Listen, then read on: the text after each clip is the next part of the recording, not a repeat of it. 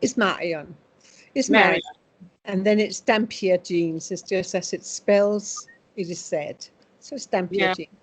It's French or something. It Yes, sounds French. my husband's family is partly French. Okay.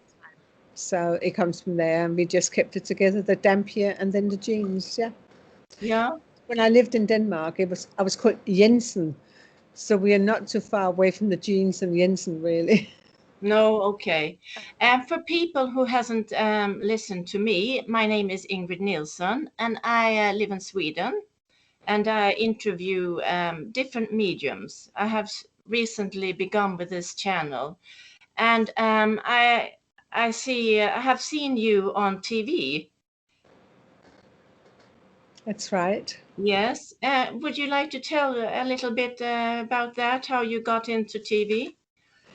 Well, the TV did not just start in Denmark, as many people think, because I did some of the programs in Denmark where I actually brought spiritualism into Denmark in, I think it was in 1999, in a program called Åndernes Magt, the Strength of Spirit. Yeah. I had already been on television in England many of times with interviews with Terry Wogan and other big interviewers over here, and Fox TV USA, and other stations around the world I have actually been on, So it was not just coming into Scandinavia and then going on television. It has been a long history of my work in which I have now worked for 50 years. So a lot of people obviously know about my work. So I have always been invited to either be on the BBC radio or on television over here, or in what we call our newspapers over here, which is part of it is Psychic News, Psychic World, but also magazines, there's the ladies' magazines, both in Norway, Denmark, and here. So I've done a lot of work. And I think that people don't know that. But No, I didn't. I didn't know that. But I don't always talk about it, because I have a theory, and that is that just because that you go on television and you work on the radio, newspapers, magazines, and so forth, doesn't mean you're the best medium. It just means I have been lucky. And I always have to have that within myself, that keep progression, keep carrying on, Marion, work wherever you have to work, and be yourself. So that's my work. I feel very, I don't know how to put this. I feel I get a good feeling as you as a medium, because you always get feelings of different mediums, and I get a very good feeling of you. Oh, that's nice. Thank you. I also think, of course, that maybe I'm very outspoken. I always have been. I do want things where I feel a lot of people don't do. I question. I don't take things just in because the spirit have said so, or I have heard it in a trance, or I have seen it in my physical circles. I question everything I see and hear. I have to understand what is happening. I have to understand and learn more.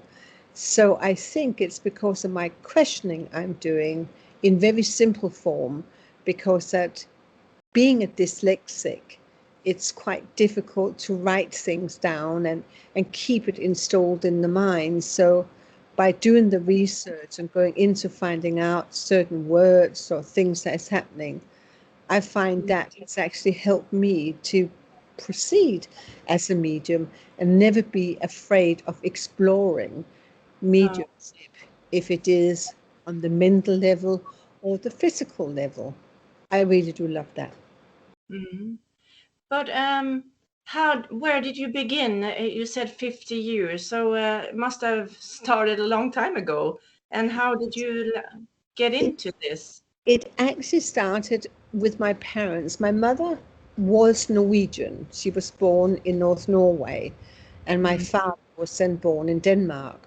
So my father actually went to what we call spiritualist temples and halls in Denmark. He had an interest and went to to watch some of the very good Danish mediums we had, and he quite enjoyed that.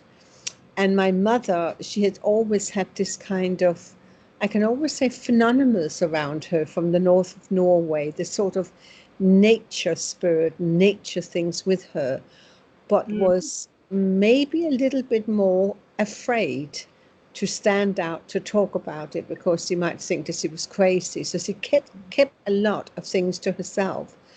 But as time went on, she started to explain what she had seen and what the family has gone through and things like that spiritually. So I have actually had parents that understand spirit communication or phenomena that take shape.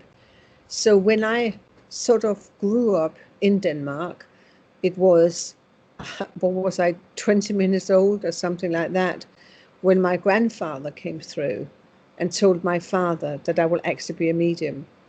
And, ever since from that time, my father has then seen the development, and I was allowed to speak and tell what I saw, not being clapped or asked to shut up or whatever. And we used to live opposite a churchyard where we also had a vicar that used to live there. And I spoke to him many of times. So I was sort of surrounded, if you like, of people who never hit me or told me I was stupid or anything else like that. No. So it was a natural, what I called a current that happened, which I feel that that's where it all began.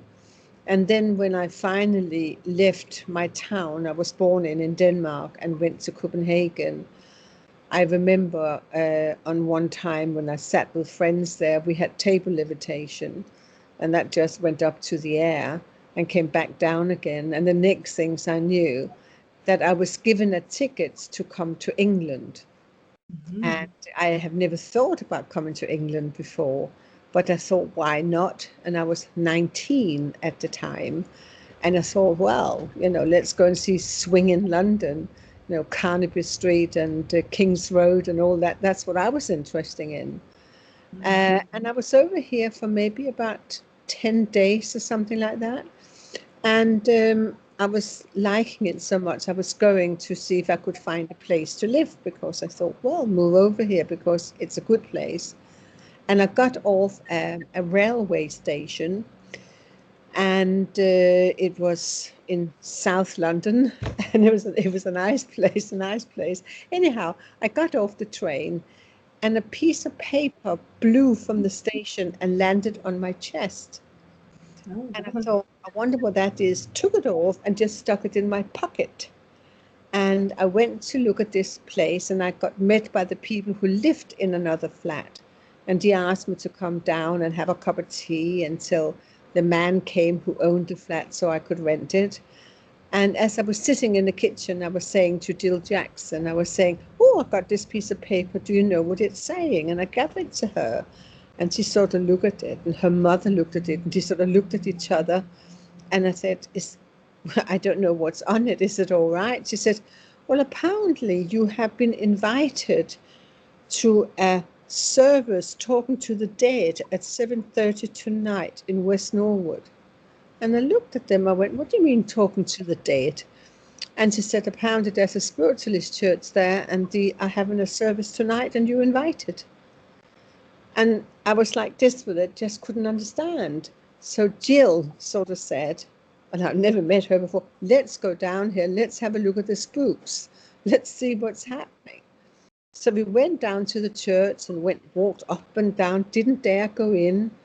And the president came out of the church and said, you two young ladies, are you coming in or not? Because we're starting in 5 minutes and the doors will be shut. So we walked in, and it was 2 spaces sort of in the front row. So we went up there, sat down in a full church. We just had sort of, what's going to happen? We've got to see these dead people. we were all sort of shaking. And up came this very old lady with a longish sort of dress on, and her hair in a bun. And she came up and she sat down, and then there was a song that was being sung, and we were sitting there and wondering, what's happening. And then this woman just sat there, this medium, and she suddenly just keeled over. And I sort of said to Jill, I think she's fallen asleep, This is a blooming good meeting. And suddenly this woman, this medium, stood up, and she was totally in deep trance. And she just took one look at me, and she pointed the finger, and she said, in Norwegian, if you don't mind, I am Josephine, your grandmother from Norway. We have got you. Welcome to England. This is your work. And I just sat still, and I went, what? Didn't understand. And I think that the shock that I could hear Josephine's sort of voice in Norwegian, I walked out of the church, and I just sat outside, and I smoked at the time, took a fag up, and just sat and thought, what was this all about? And after that one, things started to show itself. There were signs, there was everything. And of course, my mind went back to the many things that then had happened in Denmark, for instance. So I went back to the church, I think a week after, when I came to live in England, and I went back to the church again. And then I was invited to sit in what we call a development circle. But I was only there for one time, and the medium says, I can't teach you anything, you know it all. And again, I didn't understand. So when I finally moved into to London, I got a flat that was better than the one I was living in. Again, I lived opposite another spiritualist church, and that was down in Stockwell. So I started to go into Stockwell Spiritualist Church, and I remember going in there one day, and the whole church was in panic. And I sort of said, what's wrong with you? And he said, the medium hasn't turned up. So I think there has to be somebody else who can take the service. I said, you can. I said, what do you mean I can? And I actually got thrown onto the platform, and I did my first service. And after that, I have never turned my back on the church. So I haven't sat in a developing circle. I haven't been taught by anybody, but I have been doing this naturally by Spirit telling me. And one thing I always remember Spirit said to me, Ingrid, and that was, we love you, Marion, because you are dyslexic. So you cannot read books. We can teach you because we don't want books to interfere with you. So I got taught naturally all the way. And that is how my life has always been. Within this work, it is being taught by Spirit naturally. Do not have to read anything. No. It seems amazing, everything.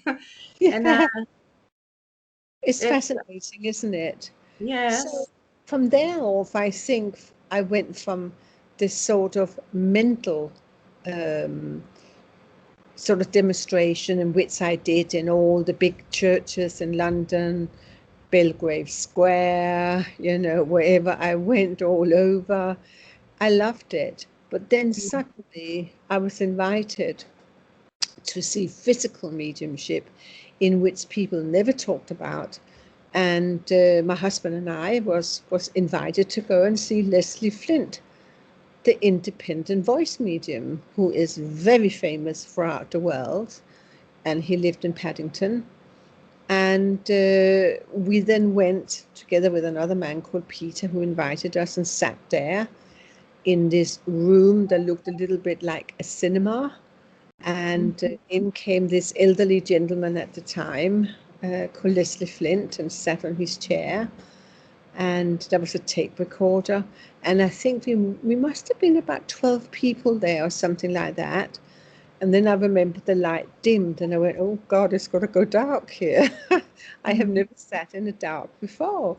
But it wasn't dark, it was just dark, if I can explain it. And suddenly you felt this kind of wind that just blew in this room.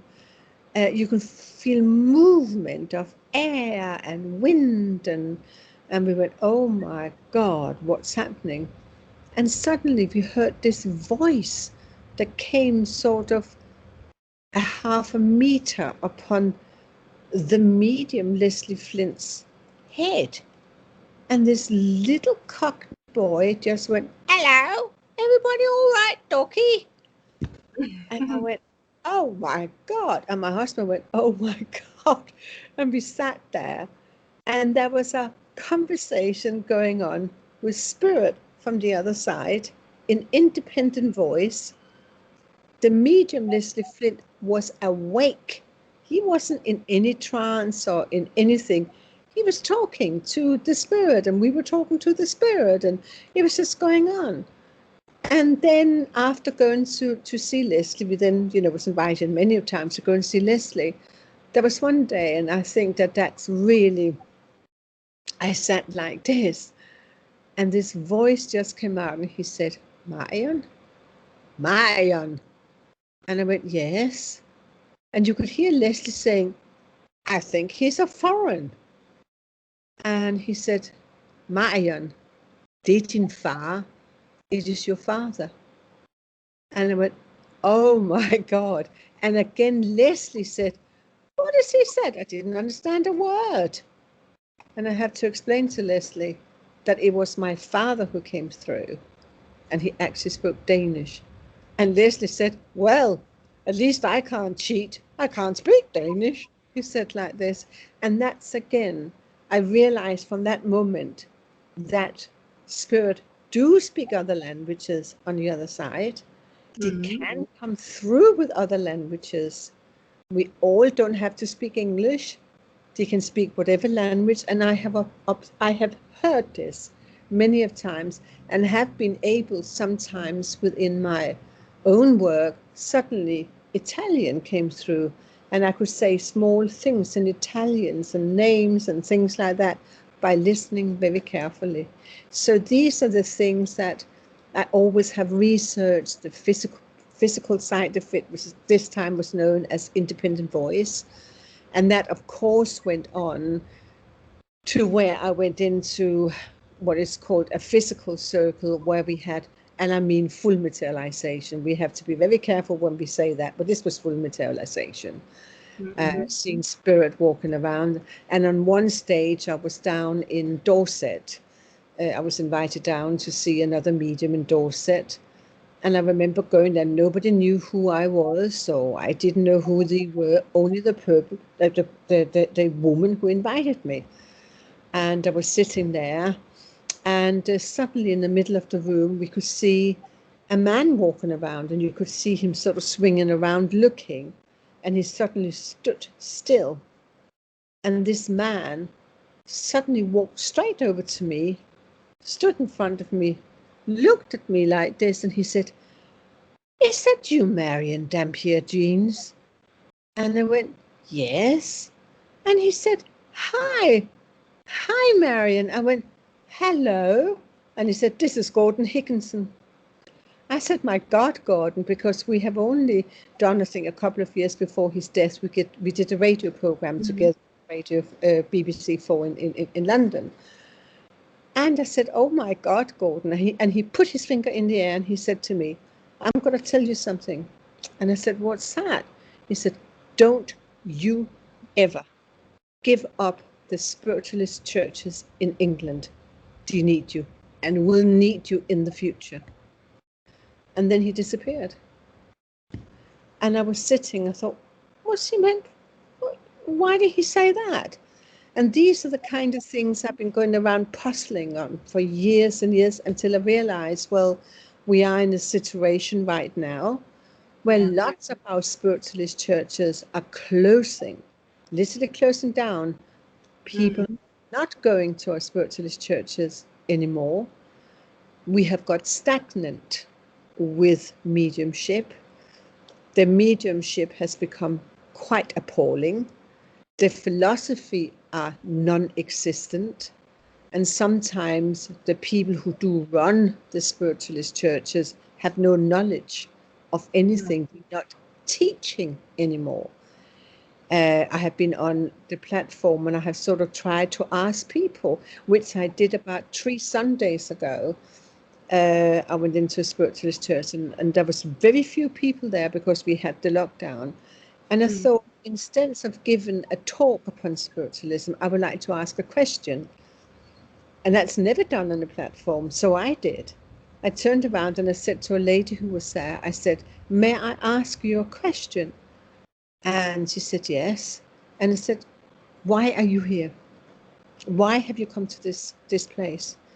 And she said, I want my fortune told. And when I asked 3 more people, they all answered the same thing. I come to church because I want my fortune told. And that actually was shocking for me, because it is a spiritualist church where we are supposed to have communication between this life and the next life. This is not what we call Brighton Pier, where you can pay so and so much to have your palm read. So from that point, I realized that we are starting to go wrong, that people actually see spiritualism as a fortune-telling place, have my fortune told, and when the fortune is told and they have been there a couple of times, they never come back to the church again because there's no interest. So it is the churches, the mediums, the organizations, if it's the SNU Greater World or whatever we have got, the independent, it's their fault for not actually installing in that we have to try to give a little bit more of our philosophy, but also update our churches, becoming more modern, maybe singing all these old hymns, but, you know, raise the beat a little bit, have things going on in our churches that people would like to see, because we got to understand that there is so many different kind of mediums. You know, you have got psychic artists that Denmark didn't even know about until I started talking about psychic artists and bringing it in. You know, we have trance mediumship, we have got people who sits for transfiguration, we have got all sorts of things that could be brought into our churches. So there would be more activity from spirit than just coming in and have the fortune told. So this is where I am struggling these days, of trying to explain to people that we need to update ourselves. We need to bring in more understanding. We need to show what it is we can and why we're here, and all sort of things like that. So it has been quite challenging, if you like. And it was much challenging for me when I started, or when we came into the lockdown here, and we do have people who died, and I have to conduct funerals for 3 people because that was all that was allowed to come into a funeral parlor. And the people who were there knew nothing about spiritualism, and yet again it was a spiritual funeral. But it was interesting at that time to see the people who bore the coffin into the church and the people who ran the church, you know, at the crematorium. They were more interesting in my philosophy when I started than the people, the 3 to 6 people who was there. So it has been a challenge all the way up, if you like, for the churches couldn't open up. You could only be between, I don't know, 6 or 10 in a church and into a service. People who didn't understand it, from churches that is shutting down, closing down, and where we have now got more on the internet, on Zoom, on Skype, and all sorts of things like that, where it has become modern to charge about, I don't know, £40 or 400 kroners for 10 minutes sitting with somebody. And that has never been me. You know, I like the communication, I like to be part of, and I like the circles, I like the teaching, I like the followers. So, you know, that's where we are. And when you're speaking about teaching, because I was looking for some years ago after if you had any courses, but I see that you have been having in Denmark, but maybe you don't have that anymore. We can't. I couldn't get over there. No, but if except for this pandemic, do you Yeah. hold courses here? So do courses. My courses are extremely popular because I teach not only mental mediumship but a physical too. So I don't sit with just one form of mediumship. I go actually from the beginning. I have to teach people the beginning. I have to say to people, what are the element of a mental medium and what is the element of a physical medium? And people don't know. And yet again, do people on the platform, do people who want to become mediums? And I sit and says, but you have to know that before you can ever go on. But can anyone become a physical medium? No, but you can sit in a circle and you can learn, because you need the extra, what we call it, to be able to become a physical medium. It's not something that you just are given, it's something you really are born with. But it is something that is interesting. I mean, there was times when I used to go to Göteborg and also to Malmö in Sweden, where we produced physical phenomena. We had English mediums coming over, and we had a long weekend where we had loads of phenomena in Sweden. So I brought it into Sweden. Yeah, I hope you will come back. Yes, I brought it into Denmark too. I had mediums coming in from England, but now I have trained groups in Denmark. I have actually set circles up who now deal with the physical phenomena in Denmark. This is circles, and some of them have sat for 9 years. And in Oslo the same. So I'm trying to set up, and then, you know, it's sort of becoming their mentor. If there's things you don't understand, I would travel and talk to them, sit in a circle, explain more, come back home again. We then have meetings, maybe on Zoom or something, and talk about their progression. So I never let my circles down. I will always be part of them, even if I am over here in England. I will always travel back home again and give extra help. And I think that maybe one of the most fantastic circles I set up was in Denmark. Was in my home in Denmark. We had full levitation of a table. Not even people had to touch it. We had the medium in the cabinet was laid down and floated in the air so everybody could see it, stood up in the middle of the room. He was asked to unfold his hands up. He was partly awake, and we saw ectoplasm coming from his hands, his mouth, and everywhere, dripping from him. We was watching how ectoplasm was being built and what material they were using. We were at the time allowed to touch ectoplasm in its raw state, is what we call it. And when we took hands away, we were dry. And whatever fell on the floor, it was not wet. There was part of it. We had deep trance where the medium was sitting, and luckily enough, we had somebody who, you know, who works, or you know, in the university in Denmark, and he speaks fluent French, English, German, all these languages, and had a conversation in French with the professor, and those two hold the communication in French. And actually, the person that came through was Anne Frank from the Second World War, and there was a conversation going on. And when we talk about the medium in the cabinet, actually had a totally woman's voice, which is not seen often, because normally you can have a woman having a man's voice, but it's very rare to hear a man having a woman's voice. So that was, for my part, that was absolutely interesting.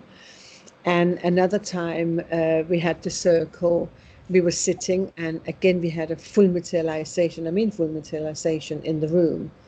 And again, the table just lifted on its own, landed on me, just laid itself, laid back again.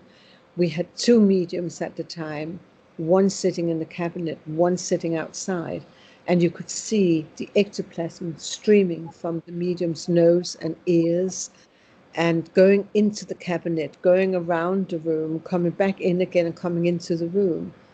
And we had beautiful independent voices just going into the air. And it was absolutely some of the most fantastic things I ever have heard. And there was an old gentleman that came through in Danish, and he gave his name, where he lived, where he come from, the address, you name it, and everything else like that. You know, we had no idea. And he worked out to be somebody who researched spiritualism back in in 1920 in Denmark and so forth, and it was absolutely extraordinary.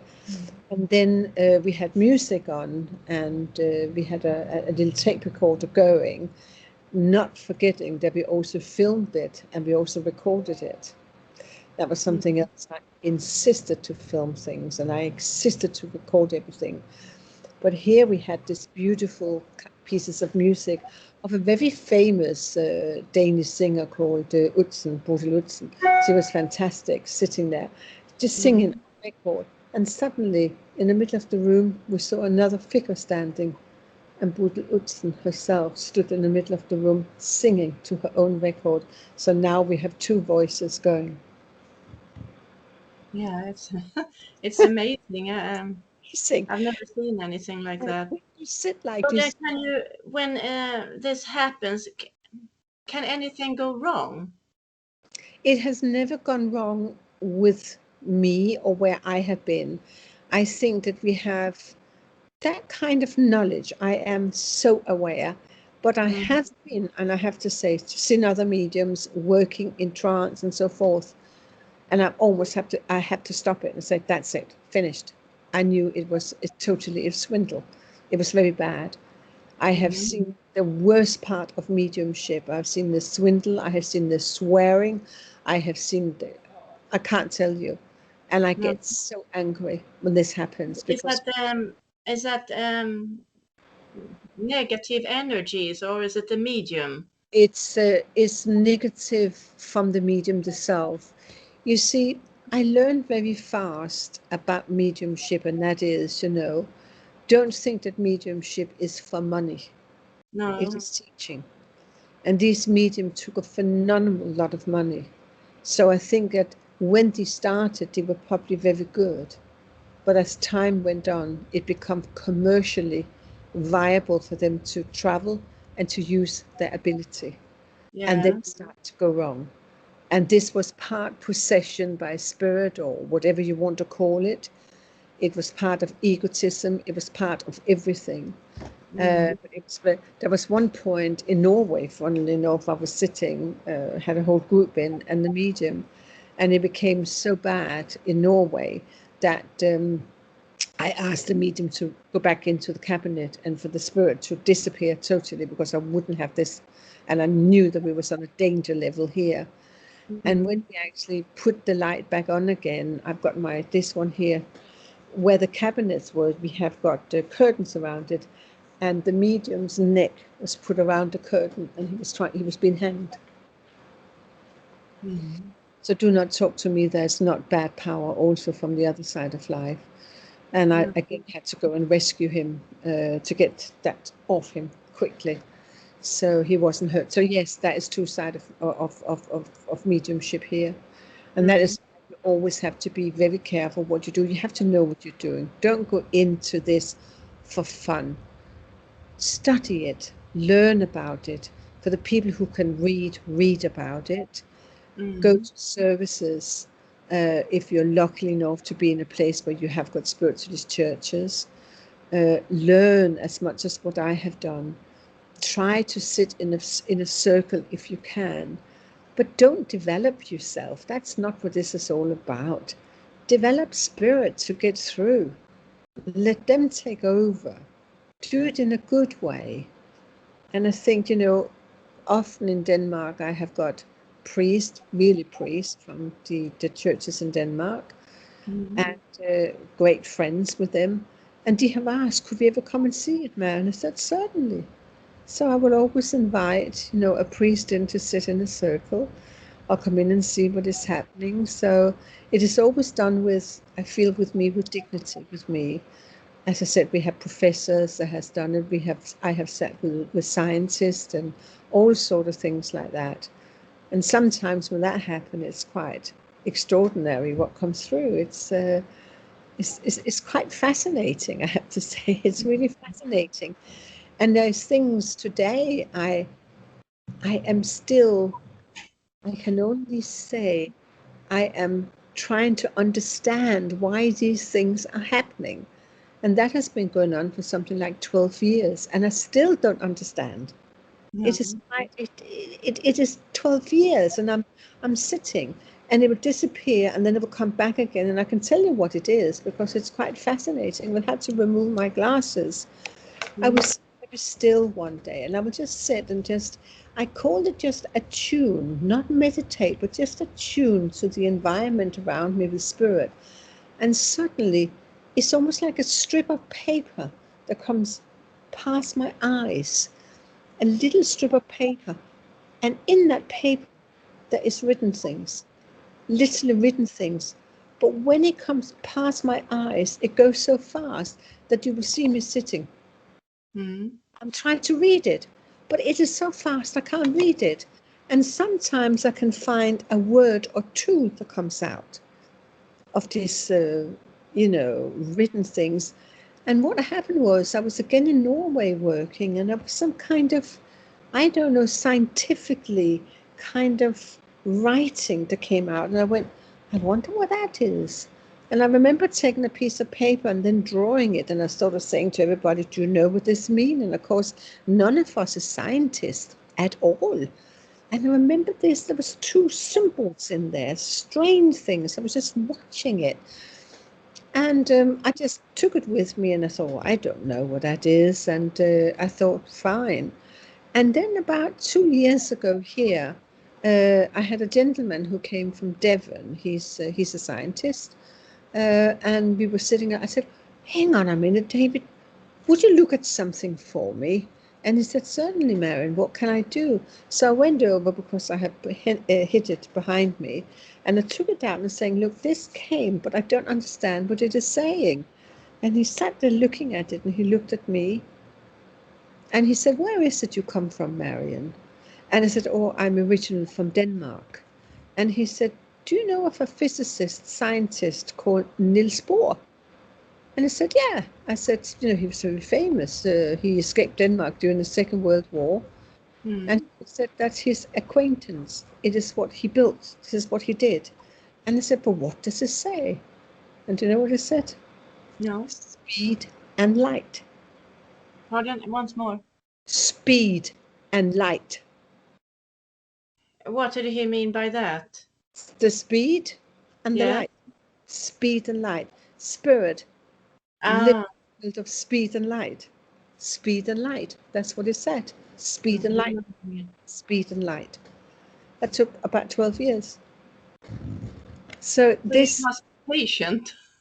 Yes, it is nothing but patient. No. You can't get anything to happen just because you want it to happen. You have to have patience with spirit, complete. You have to have totally patient. Didn't come and give you things on a plate. Often you have to ask for things, and what does that mean, or is that right, or how does this work, and whatever. And little by little it comes around, and it will show it to you. So we have this in this house. Last time I was on a Zoom meeting here. I have got a door down in the other end of the room here, and if I sit backwards I can look out down to the hallway. But what I have also got in this house, we have got a monitor, so I can see who's outside. I can see everything outside. You can see it from here. We live in central London, so my camera is there, and I could see somebody standing out there. So I said to my people, and I turned my computer sideways so you could see where I was going. And I said, I'm sorry, but I just have to go down and see what he wants. So I came down to my door down in the other end, and I sort of said, just a minute, I'm just going to open the door. And I realized it was locked. And I thought, well, where's my key? Couldn't find my key. I said, that's weird. My key is supposed to sit in the door. So I realized it's my postman. And I said, just a minute, I'm just going to find my key. So I was looking on the floor and everywhere. There was no key. So I turned around and walked back and took another key that has a tassel on it. So I opened the door and said, terribly sorry, I couldn't find my key, but I found the extra key. He said, that's okay, Marion. I got my big parcel in and put it on the floor, shut the front door, turned the key with the tassel on. It's a red tassel. Walked back here again, sat down. I said, oh, sorry about that. Carried on my conversation. And I thought, there was something I said, vroom, vroom. There was something fell. And I said, I don't know what this is now. So I stood up, turned my computer again, walked down to the other end, only to find that Spirit has returned my silver key in the door, and the key with the tassel was lying on the floor. So these are the kind of things that Spirit just does. And people said, isn't that annoying? And I said, no, not really. I said, it's just a proof that you're there. There's that kind of, we let you know we are here, we can do things. You don't do it for annoyance, but you do things to let me know. And those kind of things happens quite often in this house, really very often. Either things moves about, or you can't find things you just put down and then you find it in your fridge. I mean, who will put something in the deep fridge, your glasses, for instance, all sort of things like that. And I'm always laughing with it. I'm always smiling, saying, well, we know you're here, don't do it again. But it must have with you. It doesn't happen to everybody. No, it doesn't. It doesn't. But I also have a husband who's a great believer. And I think when you live with somebody who has the same belief, you seem to develop much more, because you don't have to do things in secret at all. It is very nice to have somebody who can follow you to the church if you want to work, or can go and sit with Leslie Flint, or go somewhere and do something. So I'm very lucky, and I do believe that my mediumship, because I've been married for many years, are stronger because I have a man who believes, who understand. I don't have to explain things happen. So Spirit often shows himself to both of us. And we would both sit there and look and said, you did see that, didn't you? And he said, oh yeah. So it becomes a norm in the house. It doesn't become, oh God, and we have to find out. It just become, yeah, I saw that. Oh yes, I felt that. So But what do you say of mediums who I don't know what else, pretend being mediums, or I can't. What should I say? So I put this right. So they haven't got the contact, but they are pretending.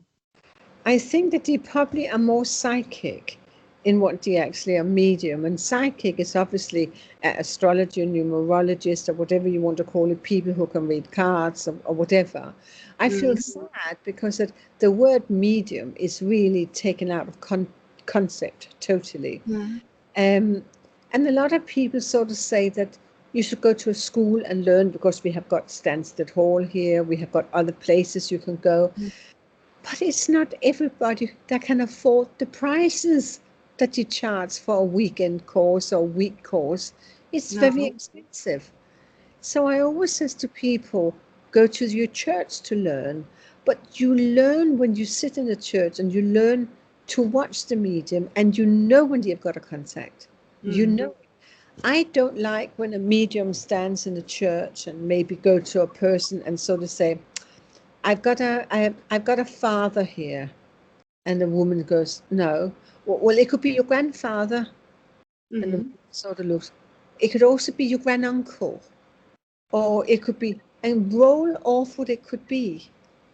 That annoys me. By any mean, it annoys me. And then give a message. Like it could be anything. Or, something, Albert is over here and he wants, and the people says, well, I don't know who Albert is. And then the medium will say, well, hold it, you will find out. Yeah, that's quite common. Do not hold anything. If you are a medium on the platform and you have a contact, you turn around and you say to Spirit, excuse me, would you like to tell me more about who you are? Who is Albert? What relationship do you have to that lady I'm speaking to? Who are you? That's when you find the medium is a medium. Because why shouldn't you question Spirit? You cannot just pass and say, oh, I just passed on what I give. No, you can't. That person don't understand it. Go back and ask questions. And in those questions, you will have the answer from Spirit. I always do that. When I'm Yeah. at my churches or I'm in Denmark for 400 people working or wherever it is, I will go back and I will ask questions and I will ask Spirit. And Mm. you will often hear me saying, don't you give me something that you do not understand. You are better find the connection, because don't abuse me as a medium. And people who sit like this, I said, don't you worry. I argue with Spirit all the time. And I think because I want to know. I have to know. Don't come and give me a lot of rubbish. I will not accept it. No. Rather give the person a few words does correctly than giving a lot of rubbish that anybody can take. So this is where I am and how I work, and it's hard. It is very hard when, also because I am not English. So English is not my first language. Danish is, and then Norwegian is, Mm. because I have Norwegian. So sometimes when Spirit comes through and they give me a name or a word, sometimes I say, I don't understand that. Or what, and I have to now question, what do you mean by that? What was the word? I don't always understand it, but I try to get as close as I can to what that word were, or what it was you were trying. It could be a street name. It could be like a surname.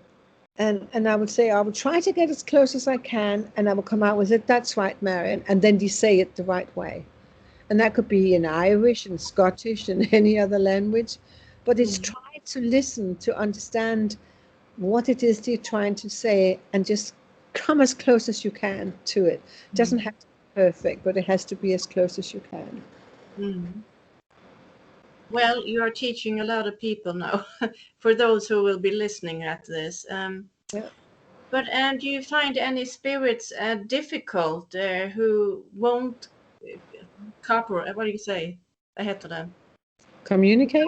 Yeah, who don't want to, but they are. You can feel them there, but they don't want to. Yeah, there has been occasion, but then I get very stroppy myself and turn around saying, but why are you here?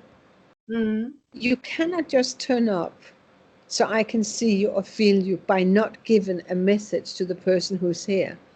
That's not on. So it doesn't happen very often, but sometimes what is very interesting, you can actually have a spirit standing next to you. And this has also happened in a spiritualist church. And he came in and said, there's somebody here, Marion. He is so shy, and he used to be shy, but he won't come and give a message. So I'm trying to push him to give a message. So I said, what are you then? Well, I just belong to the church. I come here for years. I've been dead for years. But I'm trying to coach him to come in to speak to you, Marion. Yeah. so you're actually getting a spirit help to help another spirit to come through. I thought that's funny. But also another thing is what I have when I go on the platform, Mrs. Grade. We have phenomenons when I go on the platform. Sometimes I can stand and I can sort of say, very interesting. And I said, just a minute. And then I would sort of say, I've got somebody here who died, let's say, on the motorbike, and he was going out for a curry. He was taking a takeaway curry, but he died.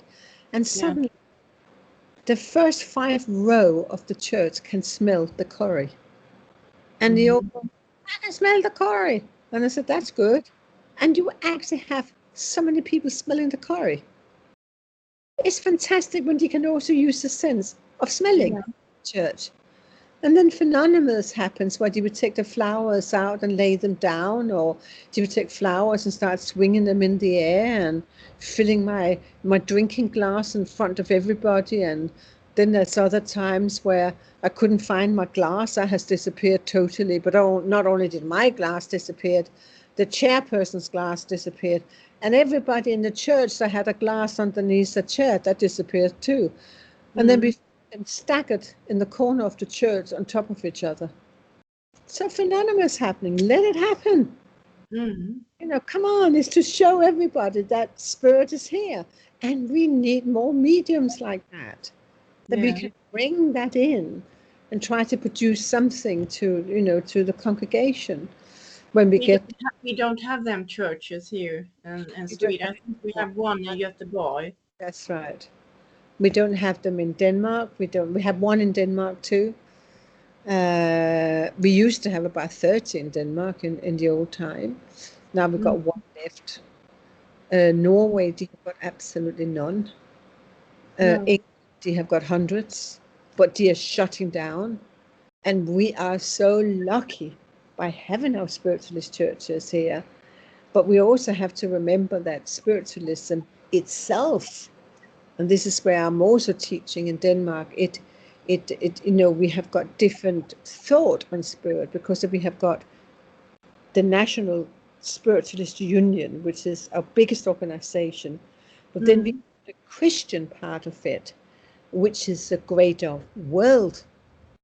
This is a Christian spiritualist church. And then we had the Corinthian, which is another offshoot of the greater world. Then we have the independent, who have no organization. They just believe in whatever. And we have got various different organizations. So you can choose whichever one you go to. So that's also interesting to tell people. And some of them also argue between each other. So I'm just sitting like this. But I serve them all.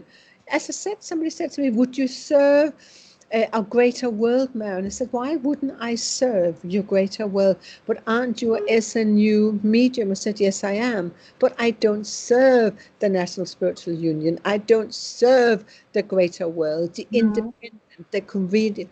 I serve spirit. And that takes me into any church I want. Oh, good. And I wish that more people will have that attitude.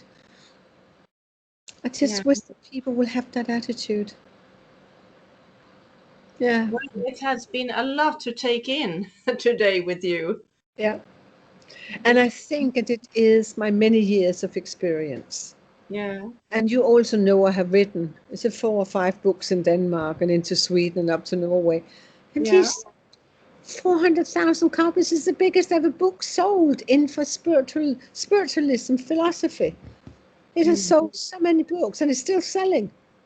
It's quite interesting because every 6 months I get in, a receipt, how many books I sold. And my first book I sold together with the TV programs are still selling. And I remember when I first went on television in Denmark in 1999, people didn't go out in the street. They was watching my program. I couldn't walk in the street because people was looking at me. And I went, my God, what's going on here? When I went up to Greenland, people just stood in the street. They would come to they went over and touched me like it was some kind of God. I couldn't believe it. I said, oh, stop it. I said, yes, on television, but stop it. And I was told, and a very sincere gentleman, because I went up to Greenland. I've been up to Greenland a couple of times to work. Greenland is a wonderful place. And I walked up there and I came into the hotel and the guy said to me in the reception, he said, Marion, I said, yes. We have had more telephone calls about you coming into Greenland and about your demonstration than what we had about the royal family coming up to visit us. So I went, oh my God, smiled. I thought that was quite funny. I guess that spirit wants you to work.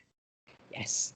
And he wanted me to bring it in. He wanted to bring it into the languages I could speak. And also what I could teach, in the same time. I'm a very simple teacher because I believe that spirit is simple. And what they're teaching us is simple. So why make it complicated? Why not teach it in a way that all can understand it? This is why my books has really sold that much, because I wrote my books so everybody could understand it. It was not a child's book, but it was a book of learning, but in simple ways. And that is what I'm very good at, to teach simplicity. And when I go on the platform and I speak with spirit, it is simple. It isn't all this kind of whatever. It's just very simple. Sometimes the conversation I have with spirit, I'm standing saying, I don't quite understand it, but I will pass it on.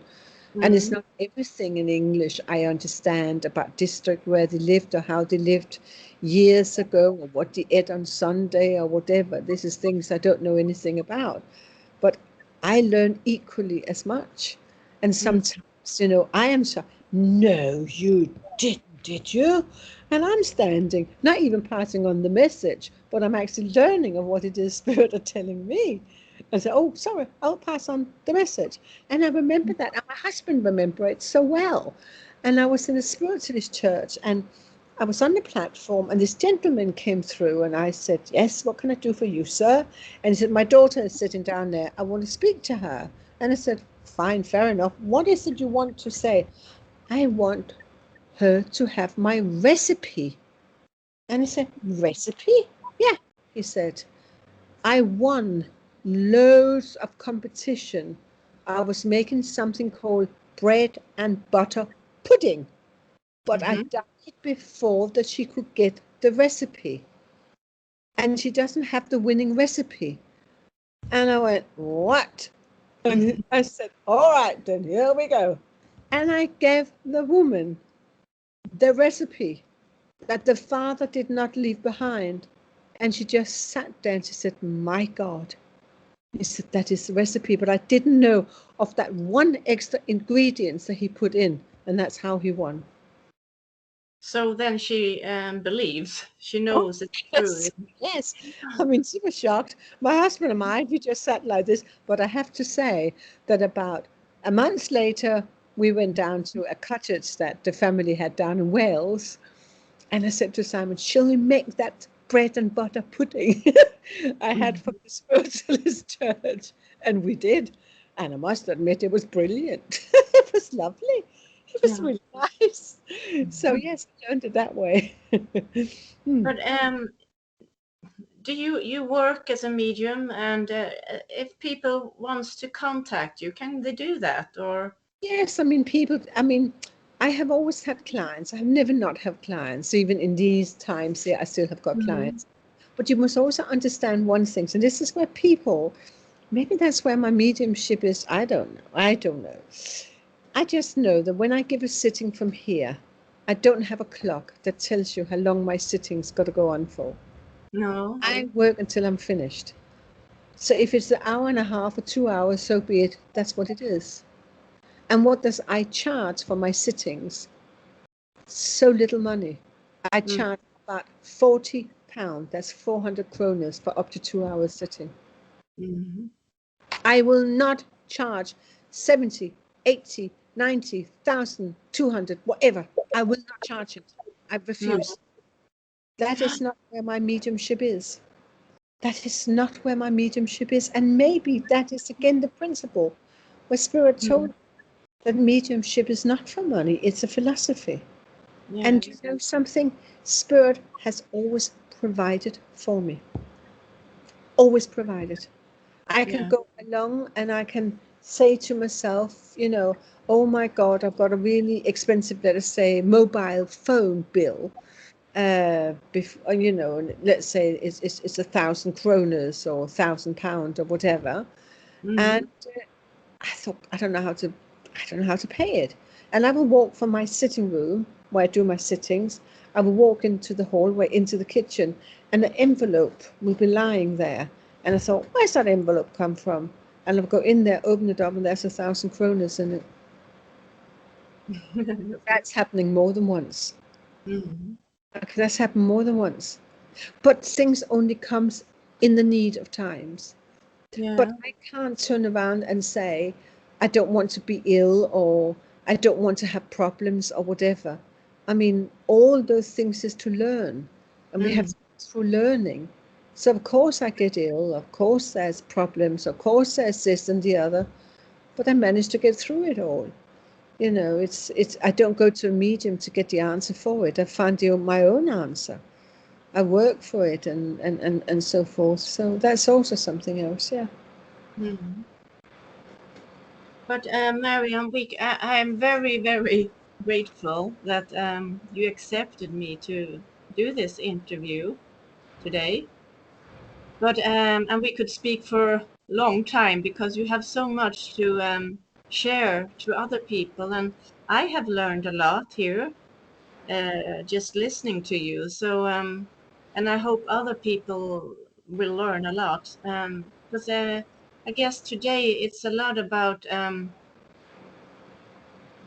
fame and earning a lot of money and all these things. So I think a lot of mediums are coming from everywhere. Absolutely. And I think the new thing today, if I may say this, Ingrid, within mediumship of today, it is also a lot of people who are living in fear.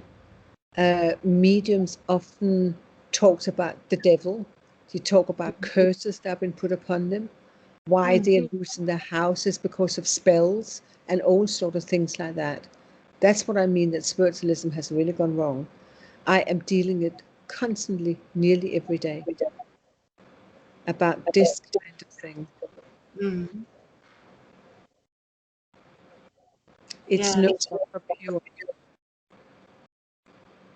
I can't hear you really now. I said it's no longer pure. So No. spiritualism hasn't become pure. It has becoming a sideline of new age has been brought into it, and then all kind of, I can only say, people who has got no knowledge but use it for fear, attracting money from people, removing spells and curses and God knows what else. It is a wide subject that's suddenly open. No wonder that the priests all over the world are becoming frustrated with us, because it's becoming a money spinning game here. Yeah. And that's very sad, I must say, because it's so much more the spirit world, and there's so much to learn. Absolutely. And I must say, after 50 years, I haven't stopped learning yet. And I'm No. just so glad that there's things that's happening. I'm I glad the guess world. it's many lifetimes to learn. Absolutely. Here, Yeah. here. Yeah. So, Yeah. yeah, it's fascinating. But Marion, I will say thank you for this time, and maybe I will see you or speak to you again. Lovely. Yeah, but I must say before, so I don't hope you will be disappointed. The picture, it stops at times, so but it doesn't matter. We see you and you move at times, and we hear you. That's the most important thing. Fantastic. So I hope you don't get too upset about that. I never get upset. That's fine. No. Well, I'll say thank you. Have you anything you would like to say before I turn the computer off? Yeah, just tell everybody out there to be good to one another. Yeah. That's all. Just be good to one another, and learn from each other. Learn That's from each very important. Yeah. And forgive, perhaps also. and forgive if you like. If that's something you have to be forgiven by, yes. Just be yourself. Make life simple. Yeah. Make life simple. Yeah. I have a lot to absorb now listening to you. So I'll say thank you for this time. So I will stop recording now. Bye, Marianne. Bye. Let's see here. I need my glasses.